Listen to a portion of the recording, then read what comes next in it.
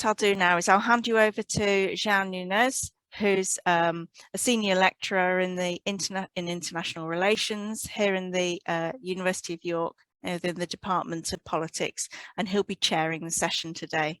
Thank you. Thanks, Lydia, and thanks for your help in organizing this. Thanks also to Elizabeth. Hello, everyone. Welcome to the Recovery from Crisis, Brazilian Public Health and Environment Reflections. This seminar is part of the webinar series on recovery, which is hosted by the Interdisciplinary Global Development Center at the University of York. The COVID-19 pandemic and the climate emergency have contributed to amplifying existing social vulnerabilities. However, they can also be seen as opportunities to catalyze social change, to foster emancipatory knowledge, and to accelerate transformations. This is the starting point of this webinar, where we will be looking closely at the case of Brazil and reflect about its global significance.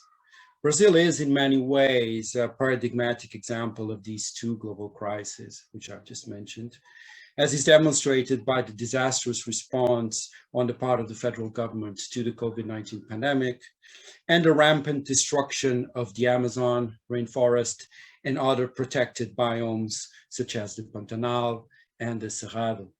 With me to discuss these issues, I have Gabriela de Giulio, Associate Professor in Environmental Health Department at the University of São Paulo, and she's also a visiting researcher in the Department of Politics here at the University of York. Also, Marco Monteiro, who's an Associate Professor in Science and Technology Policy Department at the University of Campinas. And finally, Jean-Paul Metzger, who's a professor in the Department of Ecology at the University of São Paulo. Let's start with you, Gabriela. What can you tell us about this topic? Thank you so much, João, for this opportunity. It's a great pleasure to attend this webinar and have the opportunity to reflect on these provocative issues with you and with two dear colleagues, Mark and Jean-Paul. So happy to be with this dream team. And thanks also, Lydia and IGDC, for all your support. So I started my talk inspired by this statement that there is no crisis without vulnerability, cited in a very recent paper published by Mayana Lassen and Jesse Ripple on the journal Where is Climate Change? So in their article, based on some examples from Brazil, these researchers argue that attributing crisis, or in the specific case, climate crisis, only to climate or to weather, would be very inadequate from a mechanical, moral, but also from strategic policy point of view. Their argument is that climate-centric disaster frame can erase from view and from policy agenda as well, the socioeconomic but also political factors that indeed cause vulnerability and suffering in weather extremes and also in other disasters. So this argument is also presented in other critical studies that try to clarify the social process involved in disasters or crises, showing the neglects that are present, for example, invisibilities, apathy, inactions, obstructions, incompetence. But also the idea that there is no crisis without vulnerability is also quite helpful to situate some recent numbers and events concerning the current Brazilian scenario. So, for example, according to data compiled by the Brazilian Medium Consortium, until this week, more than 660,000 people in Brazil have died of COVID-19. And across all age groups, Black people had died proportionally more for COVID-19 than white people, which confirms that the pandemic also has exacerbated racial inequalities. But these numbers also reveal the impacts of neglecting the social and economic determinants and the conditions in society and economy that influence how the disease has been spread. In the last year, more than 19 million Brazilians were facing hunger or severe food insecurity, and more than 43 million Brazilians, we're talking around 20% of the population, were without enough food, according to a study published by the Brazilian Research Network on Food and Nutrition Severity and Security. Interesting to note that food insecurity was already a reality in Brazil before the COVID-19, so the pandemic no doubt has aggravated this scenario. And in this week, a news article published by the Brazilian newspaper Folha de São Paulo indicates that the number of people live on the streets in the biggest Brazilian city, São Paulo, increased to more than 30% during the pandemic. On the other hand, previous studies estimated that the incidence of extreme weather events related to precipitation, combined with social inequalities, lack of infrastructure, planning, inadequate policy responses, were responsible for current episodes of floods, landslide, even prolonged droughts that resulted in more than 10,000 deaths in the last 5 decades in Brazil. Only in this year, from January to March, floods and landslides killed hundreds of people in the states of Rio, São Paulo, Bahia, Minas. And as you mentioned, João, the shocking increase in deforestation, the record numbers of fires, including the Amazon, Pantanal, Cerrado, the approval of hundreds of new pesticides, the illegal mining activities, clearly indicate an anti-environmental agenda in Brazil that does not only jeopardize Brazil's commitment for climate change, but also put indigenous and communities' rights, health, and lives, and all the biodiversity, the non-human species at risk. Next slide, please. So there are many possibilities to analyze and reflect on this event and numbers, but for sure, they confirm that first, Brazilians have experienced the cumulative effects of interconnected systemic crises, including climate emergency, biodiversity loss, the COVID-19 pandemic, the food insecurity, and also have experienced in their everyday life the materialization of what we call systemic risks. I mean, risks that are originated in the environment, human-made systems, or biological systems, and the risks that tend to cause many disruptions and transboundary cross-sector effects. And second, these events and their effects also confirm that vulnerability, or the conditions of vulnerability, is a key issue in this crisis. In other words, the inability to respond to some situation, the inefficiency of defense, the lack of resources, the inability to adapt to some event, the socioeconomic determinants, all these perspectives can be associated with the scope of vulnerability, and all they play a critical role to turn some event into crisis. So the point, or the big question provoked by this seminar, is how to recover from crisis, or more specifically concern this Brazilian scenario and the future opportunities. How are different scientific fields tackling this crisis? So next slide.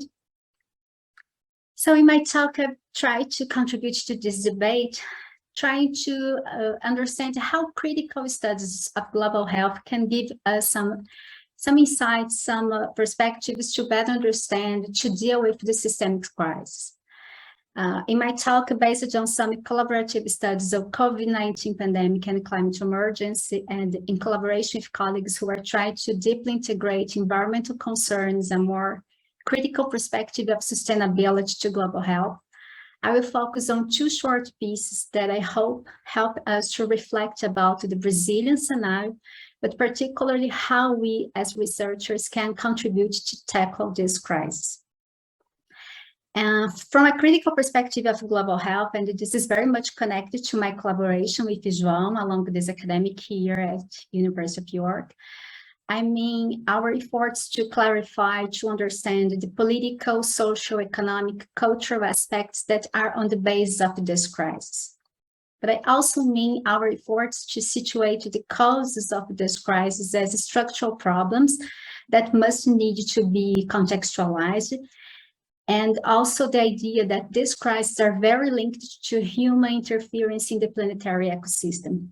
But I also mean our efforts to better situate the complex interaction between science, society, policy, to go further in a deepening reflection on interactions between scientific knowledge, other types of knowledge, policy norms, regulatory frameworks, collective actions, individual perspectives, and a provocative reflection that is very urgent and necessary to think what a real commitment with sustainability could be in practice.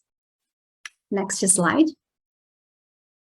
So the first piece that I'd like to introduce here is centered on a very recent effort to provide some analytical perspectives to assess the institutional performance in health emergency responses, or what criteria might be used to measure or to identify instances of success or fails in emergencies, considering in particular the COVID-19 crisis. In this collaborative work in progress, developed by me, João Nunes, and my PhD students, Felipe Reis and Ione Mendes, we are proposing the adoption of a risk governance approach to analyze the Brazilian response to COVID-19. So in this work, our main argument is that risk governance is particularly pertinent in situations where the potential for extreme consequences is considered very high, where there are enormous uncertainties regarding the consequences, and where different values are present and in dispute. So from our perspective, the COVID-19 meets all these conditions. In this study, we are mobilizing a set of critical parameters regarding risk governance to identify and try to evaluate, one, how the Brazilian government performed its central role to manage national response to COVID-19, two, the reactions that this performance prompted, and three, the main observed effects that emerged from this scenario. So our analysis highlights a series of what we call deliberate choices which sidestep the risk governance parameters that are very essential in epidemic response, including, for example, risk communication, transparency and accessibility of data, negotiation between actors, social cohesion, public participation, decisions based on technical, scientific evidence, but also based on resources and context.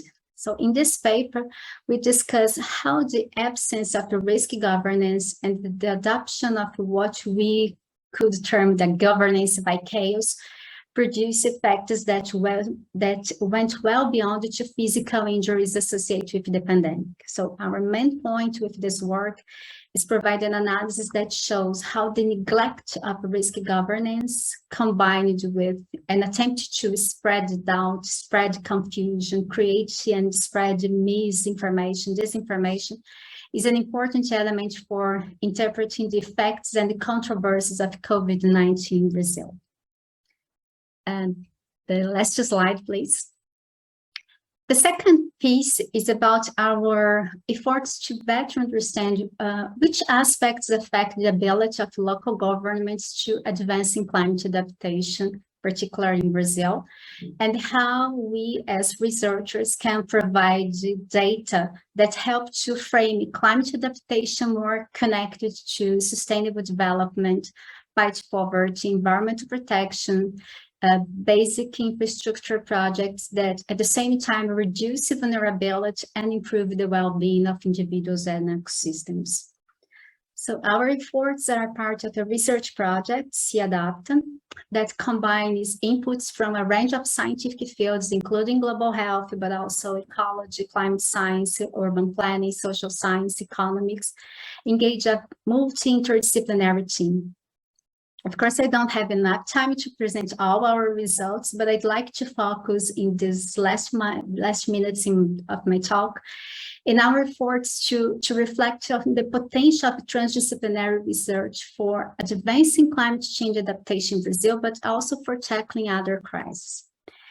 In a recent paper, we discuss how transdisciplinary, I mean, a type of research which is guided basically by conceptual frameworks that transcend the disciplinary silos through mutual joint learning process, respect, dialogue, interactions. So how transdisciplinary could be a potential avenue to bridge the temporal and the knowledge gaps hindering adaptation, but also in other contexts, in other crises, particularly because transdisciplinary enables the integration of knowledge from different disciplines, but also from a range of different social actors, including scientists, researchers, but also practitioners, decision makers, communities, local stakeholders. So in this specific work and based on our experiences in adaptation in Brazilian cities, we discuss, and that's my idea to bring this to our reflection today, some ingrained culture and the systemic barriers that are still very critical to transdisciplinary research process. In particular, I'd like to emphasize the urgent need for the research community to rethink their own academic traditions, to engage the society in their studies, but particularly rethink how this plural society is represented in the research context itself. Of course, there is not only one form of transdisciplinary research, but for sure, we need to develop one that indeed accounts the local, political, and cultural context. So I brought these two examples to situate how our studies, in particular my efforts to contribute to global health field, are clarify the socioeconomic, political determinants, and some critical constraints that are present in this crisis. Other perspectives have been developing and are super needed, like to confront the dominant and the technocratic conceptualizations and frames that are intrinsically interconnecting this current crisis, to advancing studies that combine nature-based solutions, climate adaptation, biodiversity protection, but also well-being and efforts to minimize the conditions of vulnerability. Studies that can identify, understand the local experiences that try to resist and confront this very urbanized and predatory lifestyle, identify which resources these individuals, groups can mobilize, which support they have, which barriers that they have to deal with. Also, we need critical studies focused on the social justice implications of conservation management, sustainability decisions, considering the need to pay attention to the rights, needs, and perspectives of local people, minority groups. And also we need studies that provide substantial analysis of what radical change, transformation to sustainability is in fact, which systemic and structural shifts are necessary in terms of beliefs, values, government regimes, development models. But of course, this is another story for another seminar. So for now, thank you so much, João and colleagues. Thank you, Gabriela, and thanks for keeping the time. Marco, your turn. Hi, good morning or afternoon. Thank you, João and Gabriela, for the invitation. Thank you, Lydia and Elizabeth, also from helping to make this happen. So my focus here would be on the role of expertise. And this talk comes from the CompCore project, the comparative COVID response, of which Gabriela is a part. Ione is also here, I saw her name, and Felipe, plus other colleagues. Okay, next slide.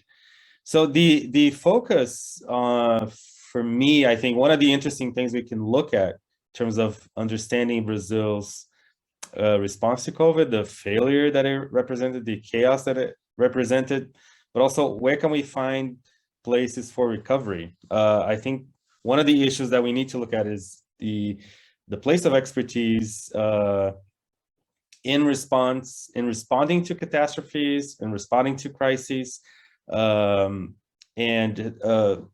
in order to look at ways out, build ways out of a catastrophe, I think we need to see where Brazil is a paradigm of failure, but also a paradigm of where things can maybe work better, or can maybe produce alternatives. And so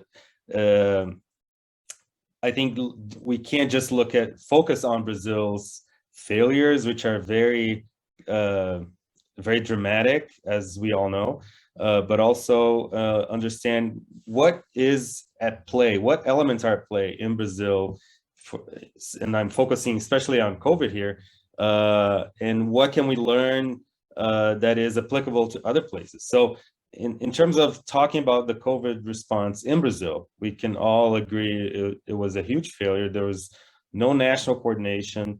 There was a lack of expert groups, of a national crisis committee to direct actions, and that helped kind of produce the chaos that we saw. There was rampant denialism and anti-vax positions coming from authorities, coming from the people that were supposed to be implementing expertise, especially from the national government. And I think, again, Brazil is an example of trends that are happening worldwide, in Europe, the United States, other places, But in Brazil, they happen in a very extreme way because of our marginal position, because of our the way we inhabit the periphery of these systems, the political, economic, scientific systems. But we can see in Brazil a friction with exert bodies, which is interesting. I won't be able to detail this here, but I'll just mention the National Immunization Program, Anvisa, which is the regulatory body for medication for food, and Jasnoff and Hilgardner, who will lead the COMPCOR project, they call Brazil one of the chaos countries, along with the United States, Italy, and others, because of the way that these policies failed, the responses failed. And in Brazil, we saw, again, the extreme examples of using chloroquine as a public policy initiative, for example. Okay, next slide. So these are just some numbers that are publicly available. Gabriela mentioned the numbers. So we are third in the world in numbers of deaths. I'm one of these cases now. I have COVID right now as we speak. Okay, next. But I wanted to call attention to this. Brazil did not really test. So we can compare different countries. I just put the UK, United States as a basis for comparison. Brazil barely tested the population, while the UK tested a lot more, even than the United States comparatively. Okay, next. But Brazil, in spite of all the problems, was able to be very successful in vaccinating the population, even with the national government going against or casting doubt or producing doubt in around COVID vaccination. So Brazil is over 80% in terms of how many people were vaccinated, how many people achieved partial or full vaccination, even ahead of countries like the UK and the United States. Okay, next. This is another look at the vaccination numbers, which are interesting. And vaccination is an interesting example to look. So how does Brazil manage to build a system that is able to reach so many people, even in a situation of chaos, of doubt, of anti-vax positions coming from the president? Okay, next. And again, vaccines are interesting overall as a failure and as an example. And in Brazil, people talked about vaccine wars, and I won't detail all of the cases, but around many of the vaccines, there were many controversies going on. The CoronaVac vaccine, which was the first one applied in Brazil, there was a whole controversy around it coming from China, around China's place in the pandemic. There was the Sputnik case, which countries in the Northeast were trying to acquire the vaccine, but the Anvisa, the regulatory body, did not approve the vaccine. And this was during some of the worst times of the pandemic. There was a dispute around Anvisa coming not from Bolsonaro, but from left-leaning governors. There was corruption cases around Pfizer and Covaxin coming from India. And there were also corruption cases in the Oxford AstraZeneca vaccine, which was later on the most used in the country. Okay, next. And as I was mentioning, the anti-vax position coming especially from the federal government and especially from the president himself. This was a picture coming from his trip to the UN, when Brazil usually opens the United Nations conference. And it's very symbolic of many things, not only of the anti-vax stance that he took globally, not only nationally, but globally. So he was flaunting his non-vaccination in New York when he was barred from restaurants. And, he was letting himself be photographed outside eating pizza. But not only the anti-vax element of this government, but the kind of toxic masculinity that is embodied in how the government presents itself and flaunts itself as a masculine, as a virile group of people leading Brazil into the future. So I think it's a very symbolic image of how what kind of government we're dealing with here. Next. And so just going into the issue of expertise, there were a lot of disputes in Brazil during the whole of the pandemic about the role of experts in responding to COVID. A lot of instability in terms of what place expertise would have, as experts were being ignored or being contradicted by these institutions. So the federal government would put people in these institutions that would go against the experts, but experts were able to resist, using linear narratives of science policy interface. So expertise was saying we should be able to direct decisions, and this was successfully applied in some cases. But we're talking not only about scientific expertise, but the role of democracy in general. And here's, I think, where Brazil is an interesting example to look at, because we are a young democracy, a democracy in consolidation. And the Bolsonaro period represents kind of a coming back of the military into the center of politics, whether they want it or not, whether it's explicit or not. And so the debate around the expertise is also a debate about democracy and the failures of the redemocratization, the post-1988 social order, which kind of enacted current Brazilian democracy, Brazilian values, democratic values. So these are all under question along with the expertise. Okay, next. And so coming from as we hope for the end of the pandemic, we saw in Brazil evidence of crimes against humanity, which are being investigated or being denounced. Nothing's really happening in terms of going or putting people in jail, for example, or making people accountable, but these issues have emerged in the paradigmatic case of Manaus. So this raises questions about how in Brazil institutions and authorities promoted specific necropolitics. Gabriela talked about indigenous people. These were, of course, they have been under attack from several fronts, and COVID is another one of them, but also the elderly, the poor, Black people. So you saw cases where elderly people are treated as expendable during the Senate hearing around COVID. And so what does that mean? Why was this able to happen in a country with so much available expertise, which considers itself democratic? Why was this able to happen? Why was chloroquine administered to people the way that it was? Why were people made to be test subjects of chloroquine? So I think when we talk about people being treated as expendable, we start talking about fascist-like movements. And in Brazil, again, this is also a conversation that's happening around democracy. Is this something that we should be looking at? Is this something that is consolidating around the current government? Is this also a trend in other countries?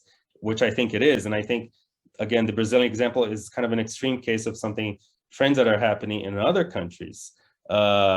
As we saw, for example, Trump and Trumpism more generally, the rise of extreme right in Europe.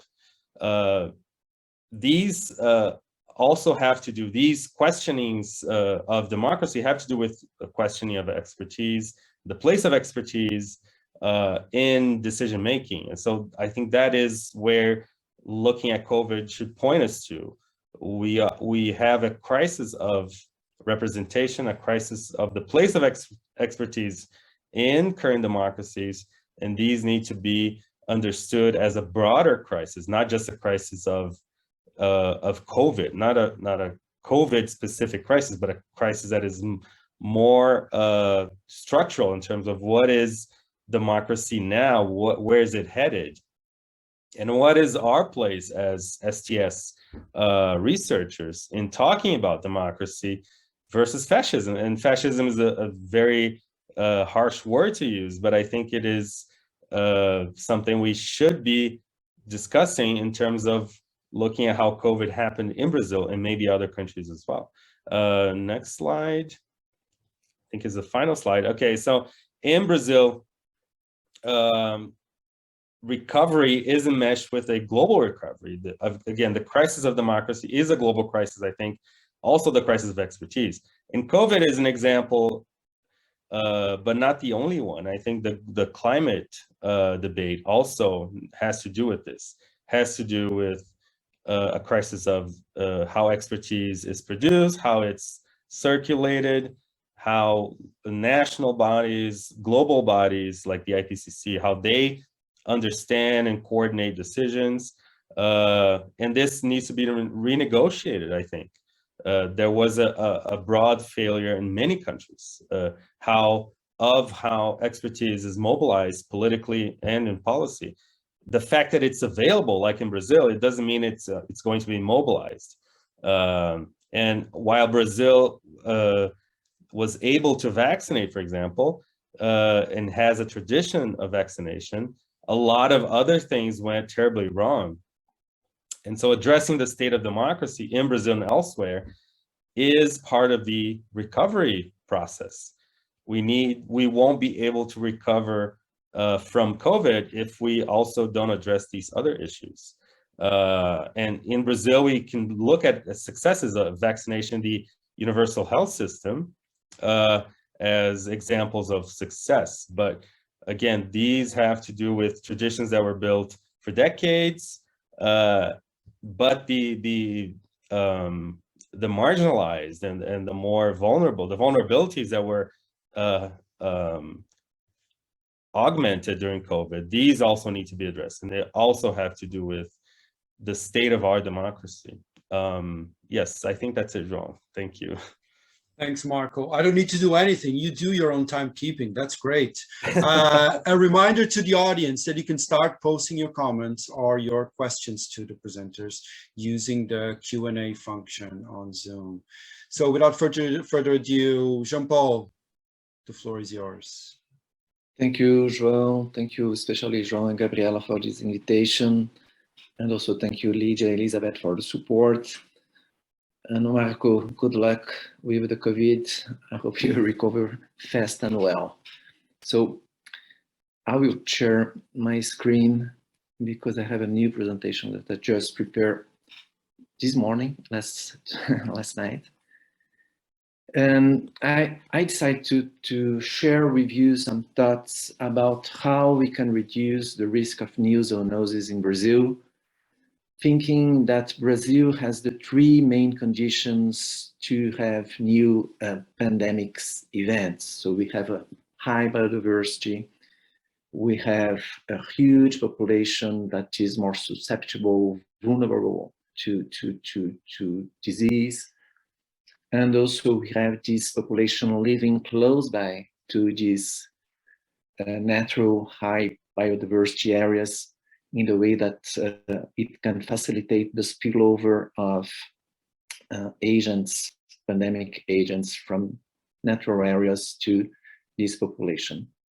So once we have these three conditions, how we can deal in the future, reducing those risks, and I think that nature-based solution can help a lot. And I would like to begin to situate this discussion and my thoughts, considering that the control of disease is a type of ecosystem service. So ecosystem service is basically the benefits that we can have from natural ecosystems, and it can be divided in three main types. So we have the provisioning one, the regulating one, the cultural ones. Provisioning service are mostly material service that we can consume as food, wood, medicines, and so on. Cultural service are much more non-material service as aesthetic appreciation, spiritual experiences, or recreational opportunities. And regulating service, the focus here is how natural processes can help human health or human well-being, as water filtration, crop pollination, and pest control in the case of agricultural production, climate regulation. But the focus here is to understand how natural processes can help us to control the propagation of disease as a zoonotic disease. To have the provision of an ecosystem service, we usually need to have supply areas, areas that can supply the service, potentially supply the service. And we need also to have demanding areas, people demanding this service. And once supply areas are disconnected, especially from demand areas, we usually need the flows linking supply and demand areas. So for example, if we want to have the benefits of pollination for agriculture, we need to have the flows of bees going from natural areas, forest areas to crop areas. Or if we want to have recreational service, we need to have flows from people going from urban areas to natural parks, and then to have this experience, this recreational service. So we need supply, we need demand, and we need flow linking supply and demand areas.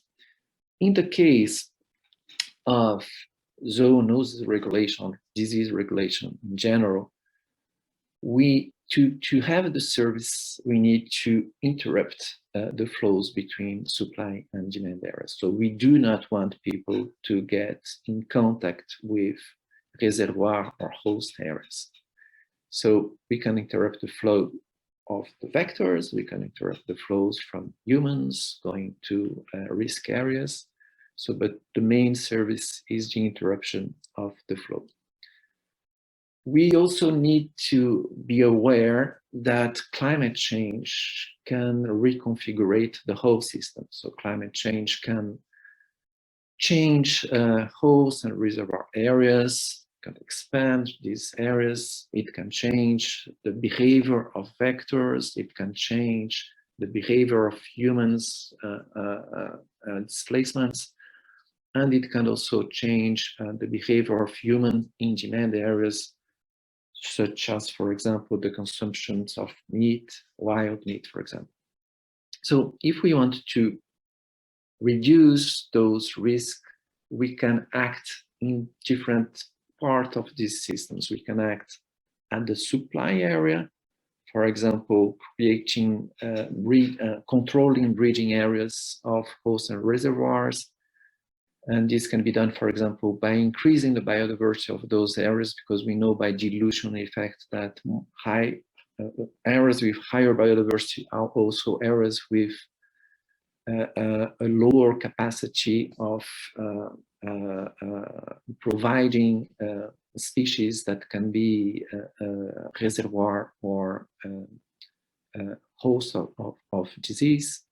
We can also act removing or controlling the flows of the vectors. We can also work on restricting human displacements or working at the behavior, at cultural practice in the residential areas.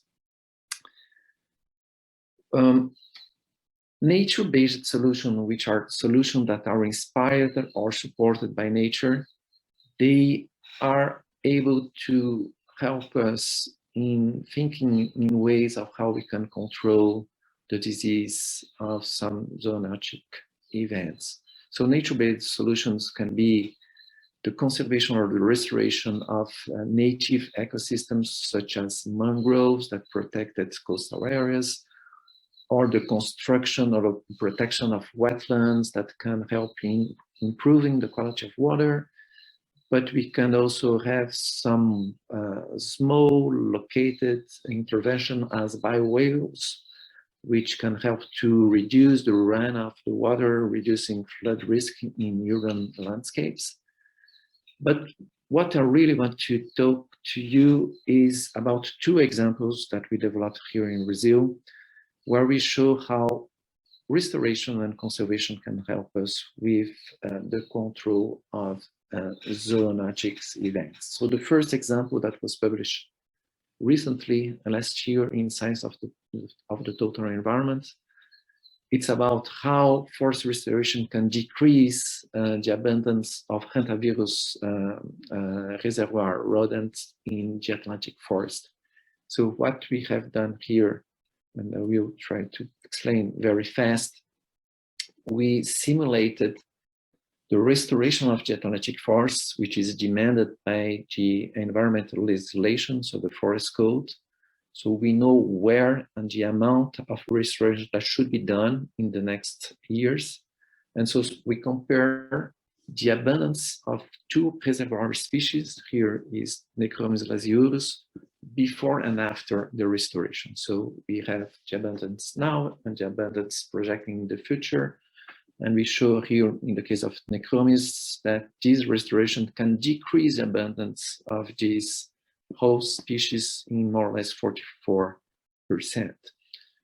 The same, we have done the same with Oligorismus nigripis, which is another reservoir species for hantavirus, and showing that this reduction can range from 49 to 89%, depending on the region.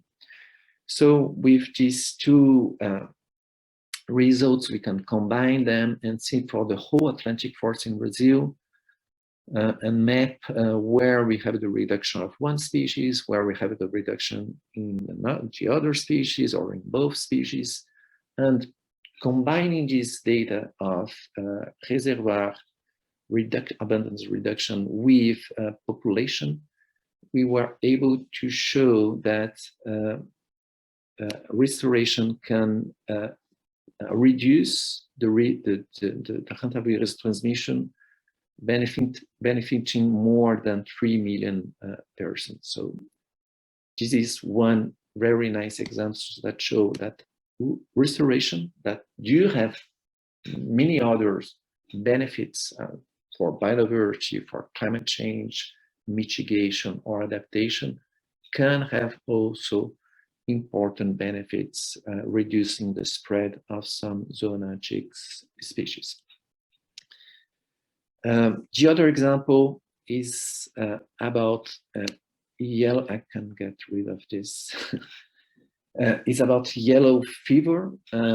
We studied the spread of the yellow fever here in São Paulo in the last event that occurred in 2018.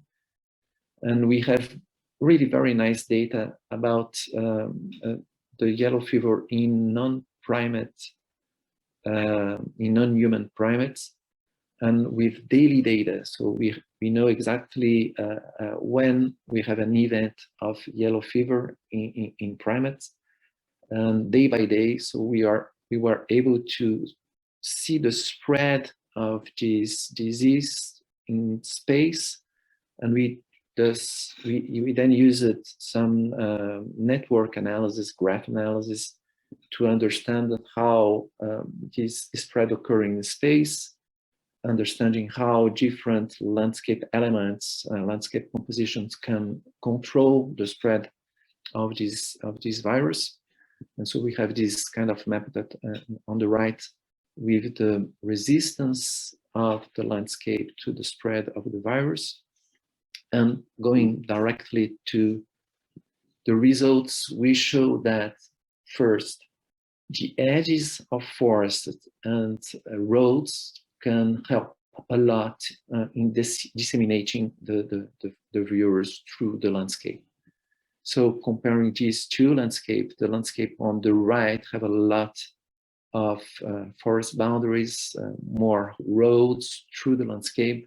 So it's much more easier for the virus to spread on this kind of landscape when compared to the landscape on the left, where we have few a level of fragmentation that is lower and less also road networks. So in that way, these kind of results can help us to plan the landscape in the way that we want, if we want to control the spread of the virus. So this is only two examples that show, this example show that forest restoration, forest conservation, the planning of roads in the landscape, and the reduction of forest fragmentation can help us to have more healthier landscape. So I really do think that nature-based solutions can help us to design landscape that could be good not only for biodiversity, but that can be good also when we think about human well-being. And so in preventing new zoonosis event in the future. So this is my initial thoughts, and I will be happy to discuss with the whole group if you do have thoughts. Thank you. Thank you, Jean-Paul. Thanks, everyone. Another invitation for the audience to post your questions using the question and answer box on Zoom. If you prefer to leave your questions in Portuguese, you can also do so. We'll translate, and obviously we'll answer in English, but you can also ask questions in Portuguese if you prefer. I already have some questions here. So the first one from Jacqueline Silva, I'm going to read this out. Thank you for the great presentations. Jacqueline says, I believe everybody agrees that Brazil's response to COVID-19 was a policy failure. However, I wonder if that's true looking at the slides now, and this I think was slides from Marco's presentation.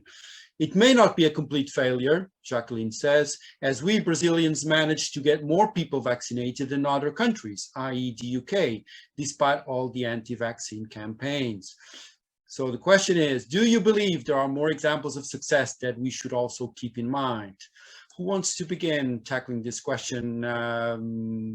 Gabriela, do you want to begin? Yeah, sure. Yeah, definitely. I think that Marco explained very well why the vaccination program in Brazil was or is a success, because we have a long history, a long tradition in engage people about the importance of the vaccine. People are aware about the importance of vaccine for their health. There is this immunity program, the mass vaccination program that have been developed by the health ministry for a long time ago. So I think that there are many things that help us to explain why vaccination in Brazil was or is a success compared with other countries, despite of all the efforts that the federal government made to interrupt or to obstruct the vaccination in terms of COVID-19. But also I would say that in terms of success, if there is some good things for COVID-19 Brazil, I would say that it was clear that this, for most of people right now, that how the federal government is dealing not only with the COVID-19, but with many aspects that affect our daily lives. So I think that the television use, the media in general, giving much more attention to what the efforts of the federal government are and what they represent to our lives. The second thing is that I totally agree with Marco, and he says that Brazil is a very initial democratic country, so we're starting to deal with what democracy is in fact. But again, I think that people in the middle of the COVID-19, when the situation was terrible, went to the streets, pressured the government to do something, you know.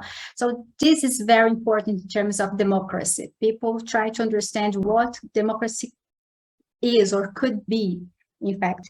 And the third aspect, of course, the final result is not the way that we are expected, but the senator investigate the COVID-19 response, the federal response to the COVID-19. And I think, again, this is very important. There was many news about the results of this inquiry. The senator listened to experts, researchers who provided data about the COVID-19 impact. So I think that this is another indicator of success of the COVID-19 Brazil. This is from my side, João. Thanks, Gabriela. Marco, do you want to step in? Yeah, I mean, it's very hard to talk about successes in Brazil. It was such like a dramatic, catastrophic failure. But of course, there are some examples besides vaccination. I think the way people mobilize themselves to, for example, wear masks, even though there was a relentless campaign coming from the government against masks, or not only against, but also producing doubt about the masks, about the expertise behind the decision to recommend masks. The way the mainstream media mobilized itself to do risk communication. I think Gabriela would have more to say about that, but the way they replaced the government in how, so civil society kind of mobilized itself to cover gaps that were left open by the government on purpose. And so even though we had this catastrophe, for example, the numbers coming from the government, they were questioned, and then the mainstream media mobilized itself to produce more reliable numbers about deaths, and so we saw a lot of mobilization coming from also the experts themselves. Anvisa did this very subtle but very effective job of producing a counterpoint to the federal government. So the availability of experts that were part of the structure of the state, they had the independence, and they had the security, the job security, to kind of propose or publicly speak on behalf of expertise against what was coming from the president, from the ministry. So that was also kind of a success in the midst of catastrophe. Thanks, Marco. Jean-Paul, I know this wasn't your topic of your presentation, but do you have anything to add to this?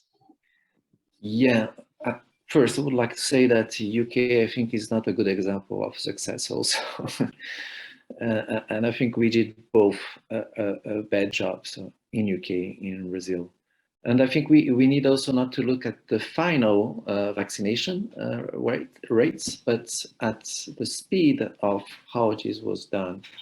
And there is estimation that show that we would be able to avoid 20 to 50% of the deaths if we had reacted more fast. So really, it was not a good history of success. Thanks, Jean-Paul. From the chat box, I have a question to Gabriela from Hillary Graham. How to represent the global public community in research? A key question that Gabriela raised in her presentation that Hillary suspects many working around vulnerability are struggling with. Gabriela, do you want to tackle this question? Yeah, João. I would say that at least in Brazil, and now because it's quite clear for us researchers that we need to engage society, we need to engage minority groups, local stakeholders, to not only to produce better data in terms of this crisis that we have to deal with, but also produce data that can be useful in terms of decision-making process, data that can help people to rethink their attitudes, rethink their political choices. So it's very clear for us that we need to engage people. How to engage people is the big question, is the challenge question. You know, it depends on the situation, depends on the subject, it depends on the mood in terms of political aspects, but also in terms of what's going on regarding socioeconomic factors. For example, right now in Brazil, we're dealing with a very severe economic crisis with numbers of unemployment, with food insecurity. So most of the time, I would say that is a big challenge when we try to engage local people to thinking about climate change, when people could think that, okay, climate change is real, is important for sure, but we need more prioritized things, more urgent needs that we need to deal with it. So I would say that co-production of knowledge is the key for promoting more participative research, for engaging people. But how we can do this in practice depends on what's going on in the reality, but also depends on our efforts as researchers to be more sensitive to what's going on in reality, what's happened with the community, with the political aspects again. So I don't have a red prescription. If you have to do this, you have to do that. It is a big challenge, but I think that at least for us who are dealing with this crisis in terms of scientific perspective, we are much more open to engage people and to believe that transdisciplinary co-production of knowledge is a good pathway to do research, to produce better data, to do something in terms of influence the final results, so how we are dealing with this situation, with these problems. But I'm sure that Marco and John have more details or more things to add. Yeah, I was going to ask that. Do Marco or Jean-Paul want to speak to this question? Seems Marco, maybe.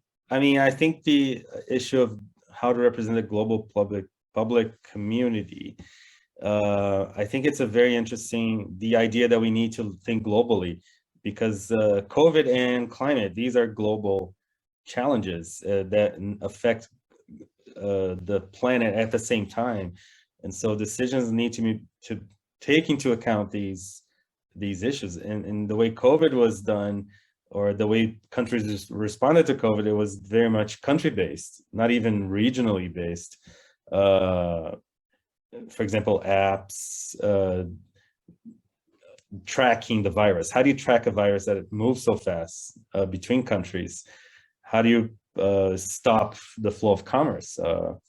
And so we have to improve our global institutions, or institutions that orient decision-making in countries. So the WHO, the UN, and the way they send out expertise, the way they help orient local expertise. In Brazil and other countries, we had a lot of controversy around all the WHO, what was it saying about masks, about social isolation, the way the Chinese were, the way prejudice was mobilized against China in Brazil, in the US, and other countries. And so I think we need to have better global expert groups that are more kind of legitimate in terms of representing better each country, not just being something that represents specific groups or just the developed countries. We have to also question this colonial relationship that sometimes permeates how expertise comes from or is mobilized globally. These are questions that I think COVID helped make very clear, even more clear than the climate crisis. Thanks, Marco. Please keep the questions coming, with a reminder that you can also do post your questions in Portuguese. I have another one from Noemia Siqueira. Hello, Noemia. I'm going to read her question. It seems that we have plenty of evidence showing the importance of environmental protection to prevent future crises. So how to use this information to guide the decision-making process in Brazil? What is the way forward? Jean-Paul, shall we start with you? Sure, very good question. I think we have evidence, plenty of evidence. I think we are just beginning to understand how the landscape and the environmental conditions and protected areas can help us to prevent the spread of those diseases. But I think that it's clear, at least, that if we have large protected areas and biodiverse protected areas, they can act as a barrier, reducing the spread of those zoonotic disease. And so, the way forward, I think we can both plan protected areas at at larger scales, but we can also plan protected areas inside private lands.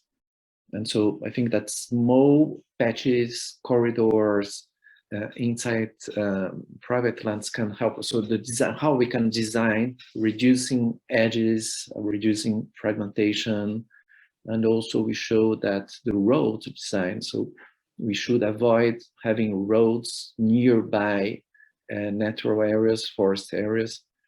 So I think we are just learning about how we can better plan our landscapes in a way to reduce the spread of the disease.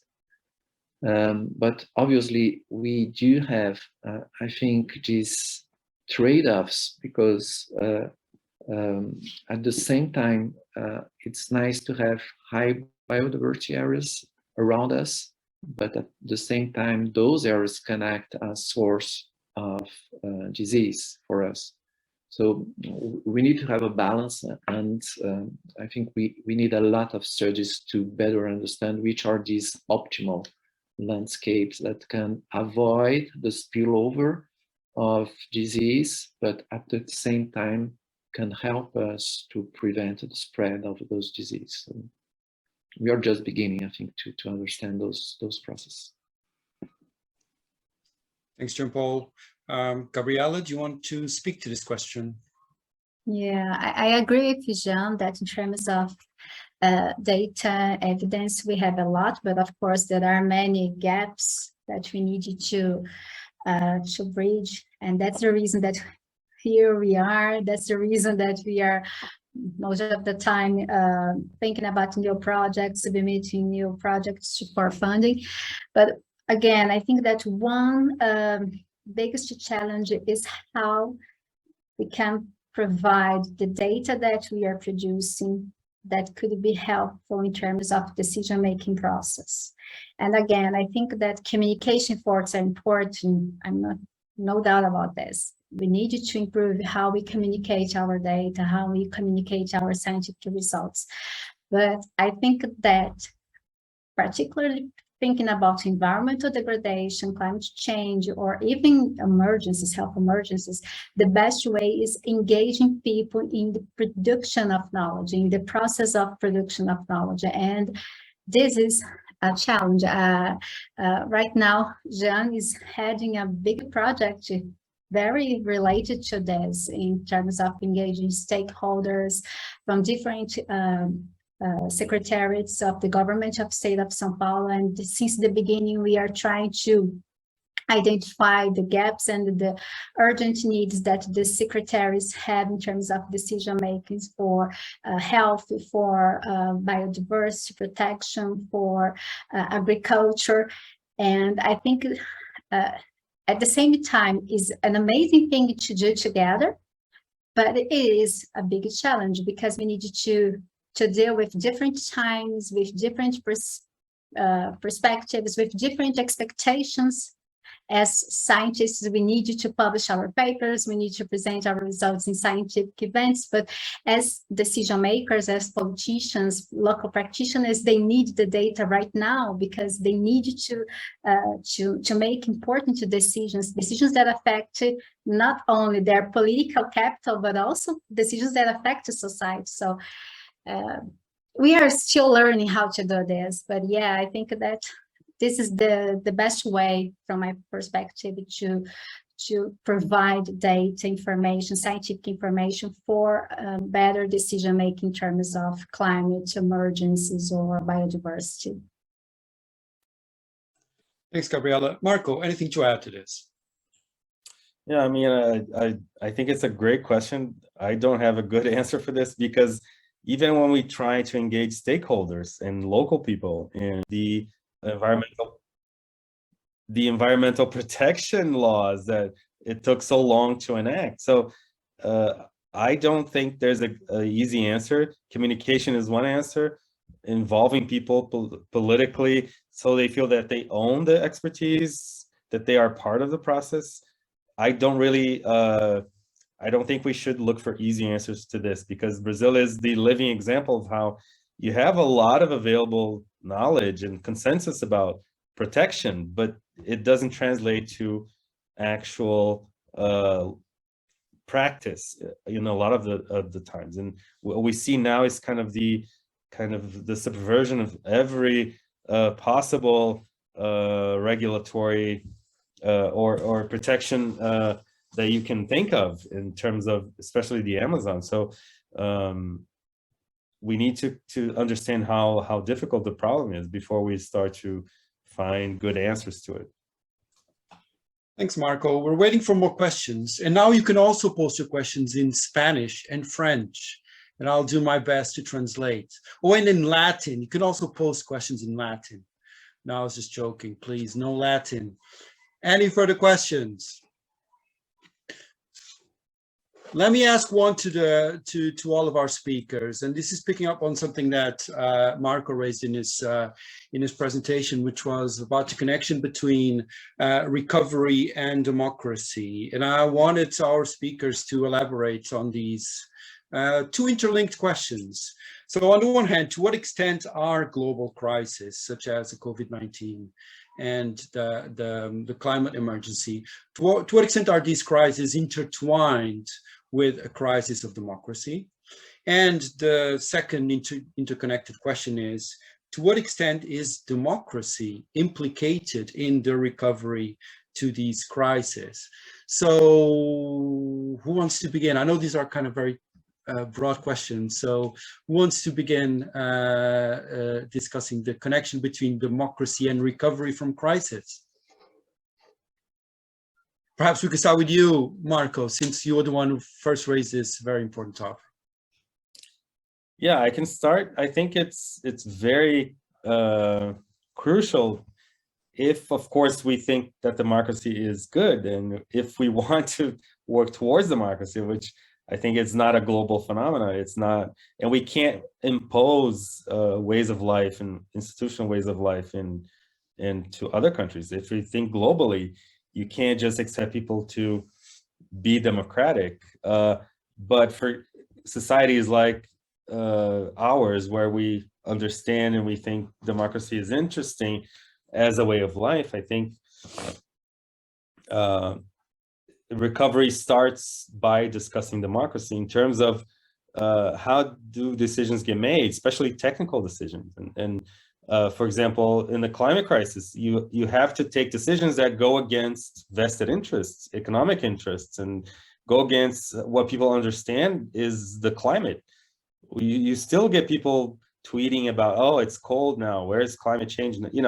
It's all a hoax, it's a Marxist plot. We had a foreign minister of Brazil saying this publicly, that climate change was a Marxist plot to enact communism all over the world. So these are actual things that you can't just call these people ignorant and just ignore them, because there are millions and they vote.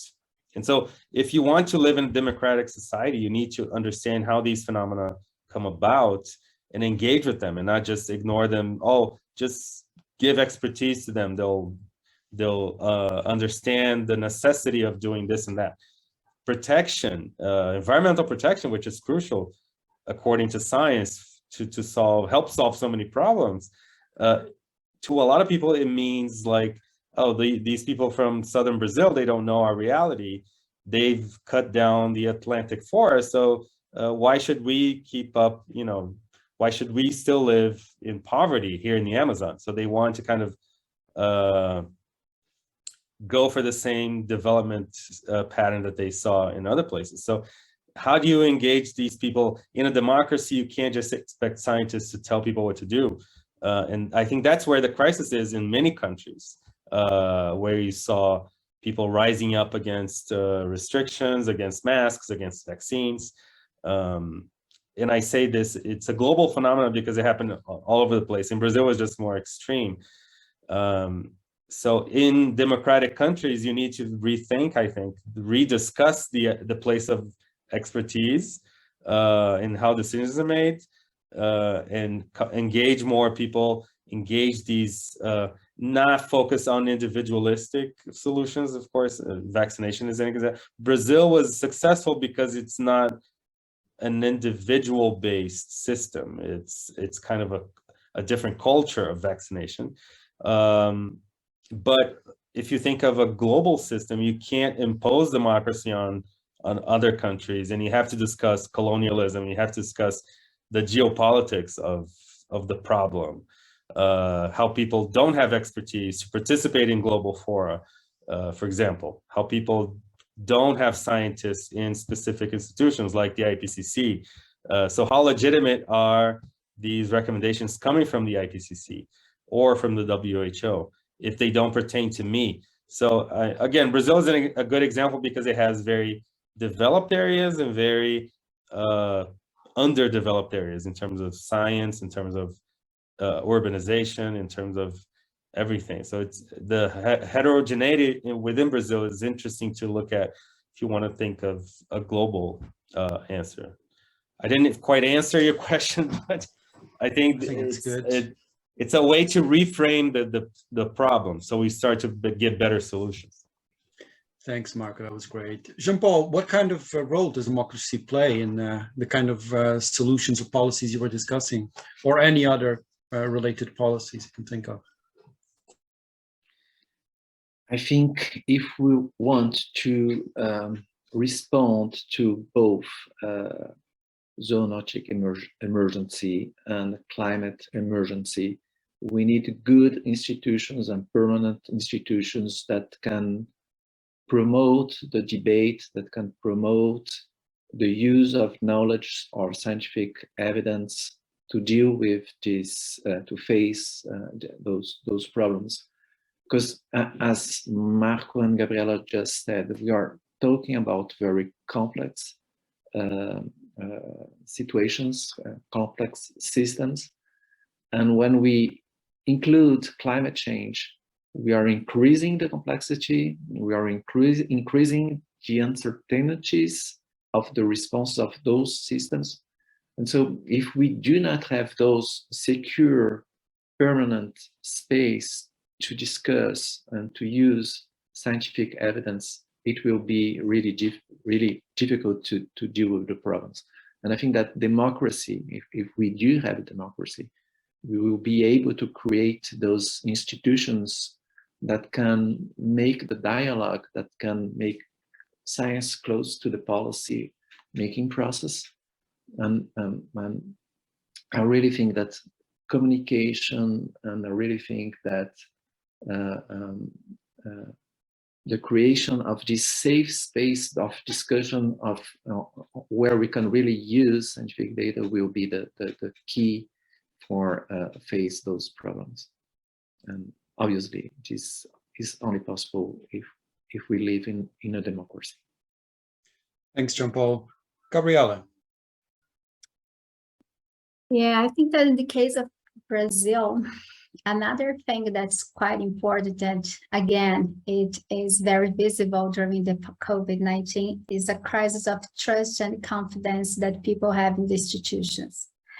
And this is also part of the reflection what the democracy is, or the problems to be a very initial or very young democratic country, like Marco mentioned before. So combined with social inequalities, combined with the lack of trust, the crisis of confidence, and the responsibility, and all things that are in the base of democracy, and Brazil has a long way to improve its democracy and to understand what democracy means in terms of ways of life, as Mark mentioned before. I think that the COVID-19 and other crises that we have to deal give visibility to these topics. But also, I would say that because in Brazil we have an authoritarian government that doesn't respect what is democracy is, doesn't respect the institution, doesn't respect science, or deny the science that we are producing, or collect some narrative scientific narratives that are very useful for justify their proposals, justify their actions. I think that the situation is worse. So again, my question, John, is Brazilian people learn about the situation because we have elections in next October.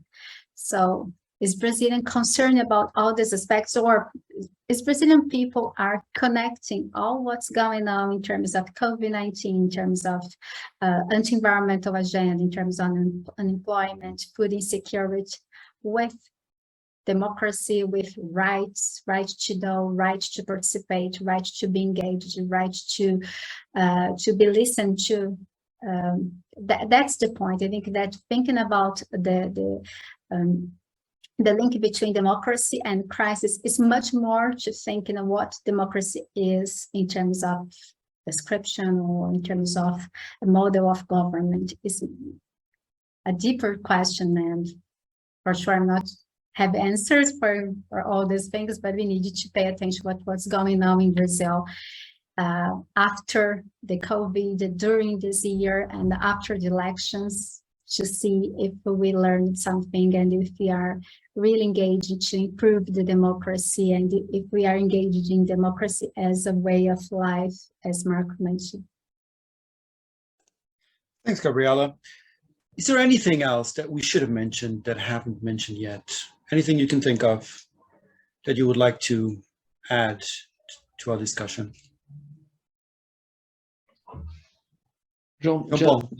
Just to say that maybe we are looking at the national level, but those pandemics are showing that we live in a connected globe. And maybe we need to think not only at the national governance, environmental health governance, but also at the global level governance. And I think maybe this can even help if we deal with non-democratic nations. And so it's how we can link. So I think this is a challenge. And so how we can link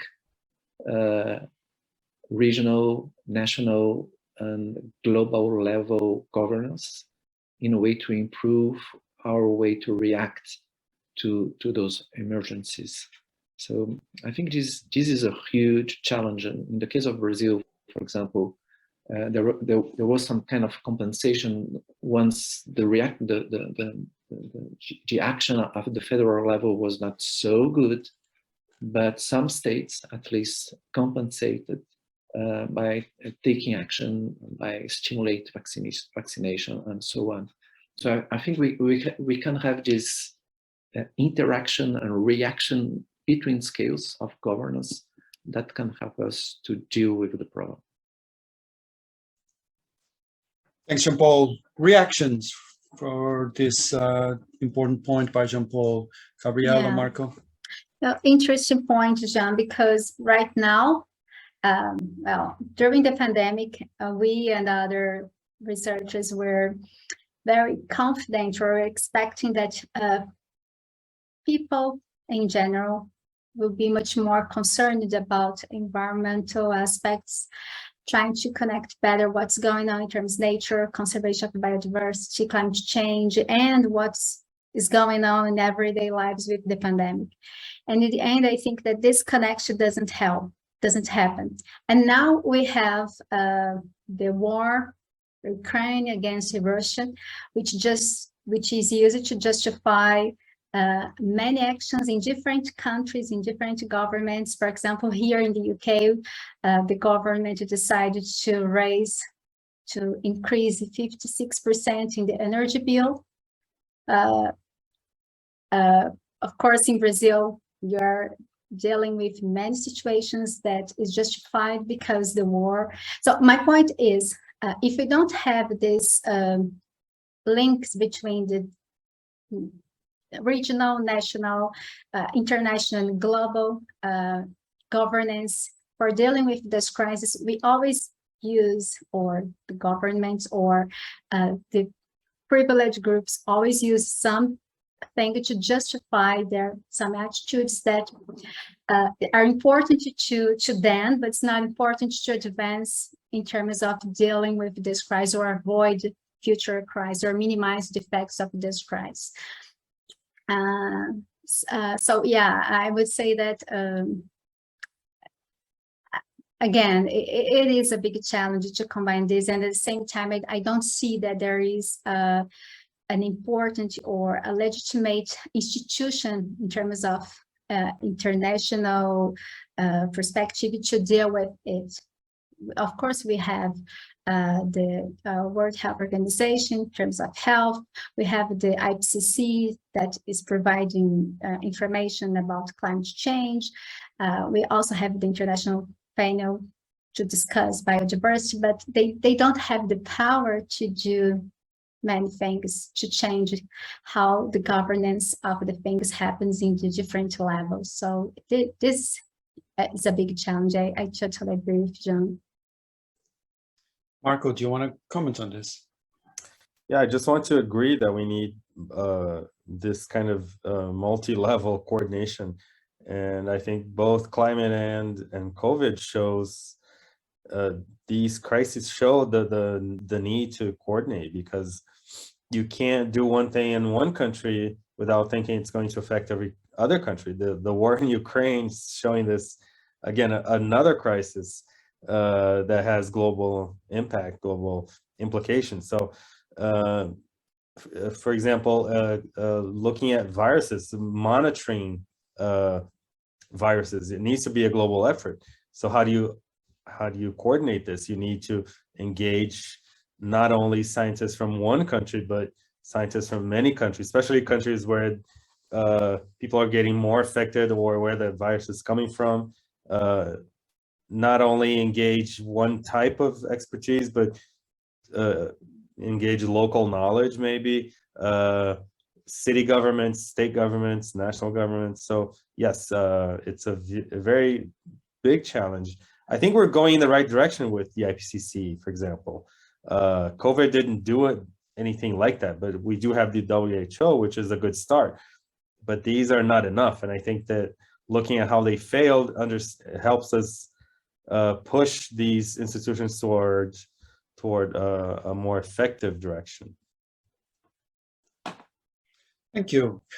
So we don't have any more questions, and I would like to draw this to a close then. A recording of this session is going to be uploaded to YouTube very shortly, and everyone will be notified when this is done. So if you want to watch it again, there will be opportunities for doing so on YouTube.